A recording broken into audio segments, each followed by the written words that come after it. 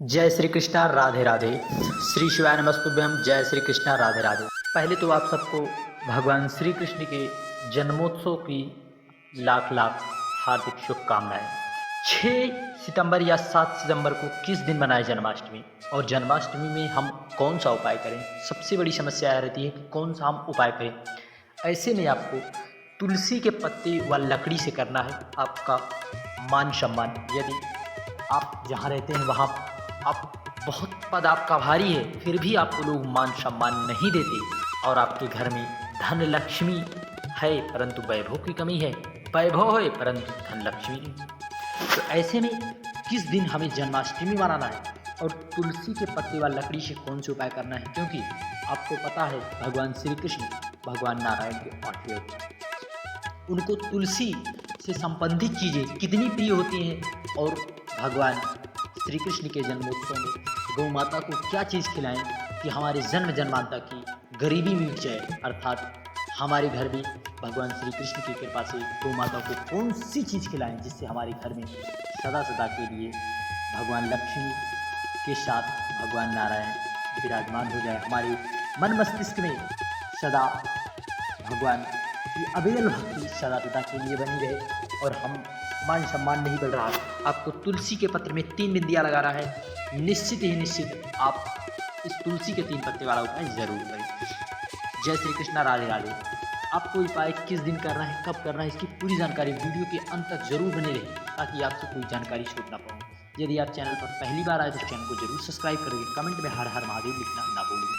Comment में जय श्री कृष्णा, राधे राधे लिखना ना भूलिए, क्योंकि जन्माष्टमी के शुभ अवसर पर यदि आप इनमें बताए गए 3 उपायों को यदि आप कर लेते हैं तो निश्चित ही निश्चित आप पर भगवान श्री कृष्ण की कृपा ज़रूर से ज़रूर विद्यमान होगी। क्योंकि आपको पता है भगवान श्री कृष्ण की कृपा जिस जीव पर विद्यमान हो जाती है उस व्यक्ति का तो जीवन अर्थात निर्भय हो जाता है। ठीक उसी प्रकार जिस प्रकार द्रौपदी ने पहले अपने पतियों को पुकारा, कोई ना सुने, फिर भीष्म पितामह को पुकारा, गुरु को पुकारा, कोई ना सुना, तब उन्होंने भगवान श्री कृष्ण को पुकारा और उनका जीवन पार हो गया, अर्थात उन्हें जीवन में सारे कष्टों को भगवान श्री हरि के अवतारी भगवान श्री कृष्ण ने ले लिया।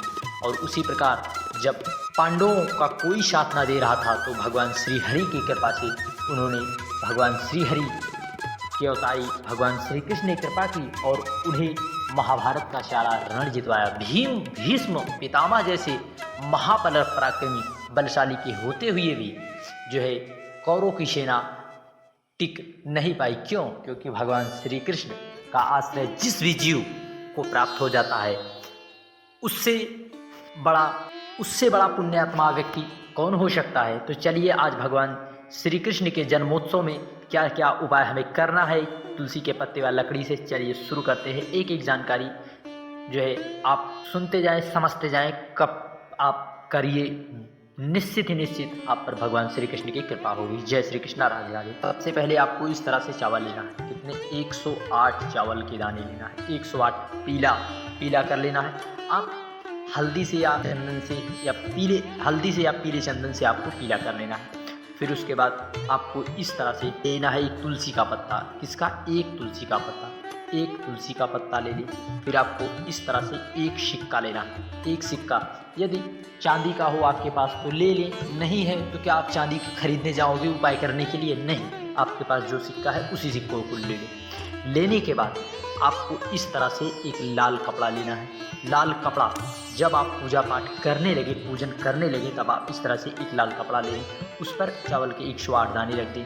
फिर एक तुलसी का पत्ता रख दें, एक सिक्का रख दें। आपको इस तरह से एक पोटली बनाना है। पोटली बनाने के बाद आपको इस पोटली को उठाकर जब आप भगवान कृष्ण के पूजन अर्चन कर रहे हो तो ओम नमो भगवते वासुदेवाय कहते हुए यहाँ पर आपको रख देना है। रखने के बाद जब आप पूजा कर लें तब आप इसको उठाकर जो आप पोटली बनाए हुए हैं पूजा करने के अगले दिन बाद, यदि आप 6 तारीख को मना रहे हैं तो 7 तारीख को तो आप एक दिन बाद, लेकिन निश्चितता क्या जो है किस दिन मनाना है इसकी पूरी जानकारी अभी हम इस वीडियो में आपको देने वाले हैं। साथ ही साथ यह भी जानकारी देंगे कि गौ माता को क्या खिलाने से हमारी जन्मांतर की गरीबी दूर हो। फिर उसके बाद आपको जो आपने इस पोटली को बनाया है, इस पोटली को आपको अपने घर की तिजोरी में रखना है। तिजोरी में रख देना है। ओम नमो भगवते वासुदेवाय कहते हुए निश्चित ही भगवान श्री कृष्ण की कृपा आप पर ज़रूर से ज़रूर होगी। आपके घर पर माता लक्ष्मी की कृपा होगी, क्योंकि इस पोटली में जो है आपने भगवान श्री कृष्ण की पूजन की सामग्री रखी है, इसलिए आप पर जरूर से ज़रूर भगवान श्री कृष्ण की कृपा होगी। जय श्री कृष्णा, राधे राधे। बढ़ते हैं अगले उपाय की, जो कि आपको तुलसी के डंडे से करना है। अब आपको किस दिन जन्माष्टमी का शुभ मुहूर्त है? बुधवार को 6 सितंबर 2023 3:37 से शुरू होगी और 7 सितंबर 2023 को 4:14 पर समाप्त हो जाएगी। वही जन्माष्टमी का शुभ मुहूर्त 12:02 से 12:48 तक रहने वाला। इस मुहूर्त में लड्डू गोपाल की पूजा अर्चना कर। आप बहुत से लोग 6 तारीख को कह रहे हैं, परंतु आप 6 को मनाना चाहे तो 6 को और 7 को मनाना चाहे तो 7 को, क्योंकि देखिए शुभ मुहूर्त भगवान श्री कृष्ण के जन्मोत्सव का मुहूर्त है। जितने दिन हमें भगवान श्री कृष्ण के जन्मोत्सव का आनंद मिले, इससे बढ़कर हमारे जीवन में क्या हमारा सौभाग्य है कि 2-2 दिन हमें भगवान श्री कृष्ण के जन्मोत्सव का आनंद प्राप्त करें। भगवान श्री हरि की अविरल भक्ति हमें प्रदान हो रही है। इससे बढ़िया शुभ मुहूर्त क्या है भैया? तो आपको जो है शुभ मुहूर्त 2 दिन मनाना, आप चाहो तो 2 दिन मनाएं, नहीं 6 या 7 में एक दिन जरूर मनाएं। आप जन्मोत्सव का आनंद जरूर लें। ये जानकारी हमने आपको बता दी, जो कि कैलेंडर के हिसाब से। फिर अगले उपाय, जो कि इस तरह से हमें तुलसी की लकड़ी की बंडल बनाना है। बंडल बनाने के बाद इस तरह से हमें एक दीपक में तुलसी के जितने भी बंडल की लकड़ियाँ हैं, हमें इसे घी में डुबक देना है। घी में डुबकने के बाद जो तुलसी की जो लकड़ी है उसे डुबक के ऐसे बंडल बना लेना है। बंडल बनाने के बाद इसे लगा देना है। लगाने के बाद इसे आप दीपक को प्रज्वलित कर लें। प्रज्वलित करने के बाद जब आप आरती करें भगवान लड्डू गोपाल की, भगवान श्री कृष्ण की, तो आपको उसी तुलसी की लकड़ी से आपको उसी की जो लकड़ी लिए हैं, जलाए हैं दीपक, उसी से भगवान श्री कृष्ण की ओम नमो भगवते वासुदेवाय कहते हुए आप आरती कर लें। निश्चित यदि आप तुलसी की लकड़ी का यह उपाय करते हैं तो आपको मान सम्मान ज़रूर प्राप्त होगा। जो है निश्चित मान सम्मान ज़रूर से ज़रूर मिलेगा, क्योंकि आप तो जानते हैं इस उपाय को आप एकादशी या जन्माष्टमी के दिन जरूर कर सकते हैं, क्योंकि भगवान श्री हरि के अवतारी भगवान श्री कृष्ण भगवान श्री के हरि के अवतार हैं। इसलिए इन लोगों को तुलसी की लकड़ी इतनी प्रिय है कि इन्हें सर्वप्रिय है। इसलिए आप तुलसी की लकड़ी के दीपक से जलाकर इनकी आरती करें। निश्चित आपकी जो है मान सम्मान ज़रूर बढ़ेगा।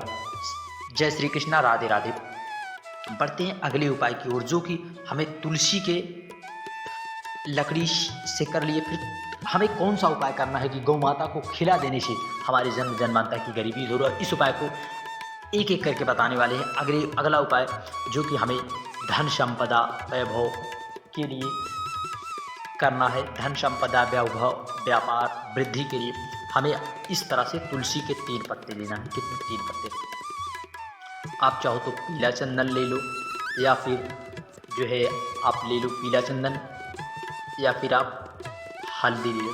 हल्दी से जब आप जहाँ पर भगवान लड्डू गोपाल को रखकर पूजन पाठ कर रहे हैं, ओम नमो भगवते वासुदेवाय कहते हुए आपको 3 बिंदी लगाना है। कितनी? 3 बिंदी आपको लगा देना है। ओम नमो भगवते वासुदेवाय का स्मरण करते हुए फिर आपको तुलसी में लगाना है।